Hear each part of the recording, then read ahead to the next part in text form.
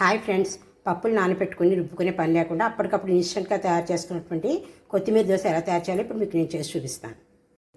దీనికోసం కొత్తిమీర శుభ్రంగా కడిగేసి మీరు ఎంత కారం తింటారో అన్ని పచ్చిమిర్చి వేసి పేస్ట్ తయారు చేసుకోవాలి.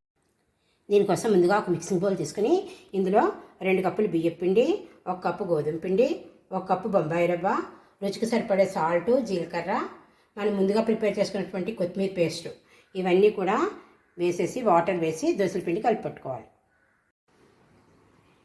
ఇలా కలుపుకున్న దోసల పిండిలో మనము సన్నగా తరిగినటువంటి ఉల్లిపాయ ముక్కలు వేసేసి కలిపేసుకొని స్టవ్ మీద పెనం పెట్టి ఆయిల్ అప్లై చేసి దోసల కింద వేసుకుంటే మన కొత్తిమీర దోశ రెడీ అయిపోతుంది. ఇలా దోశ వేసి 2 వైపులో కాల్చుకుంటే మన దోశ. ఫ్రెండ్స్, చూశారు కదా కొత్తిమీర దోశ ఎలా తయారు చేయాలో.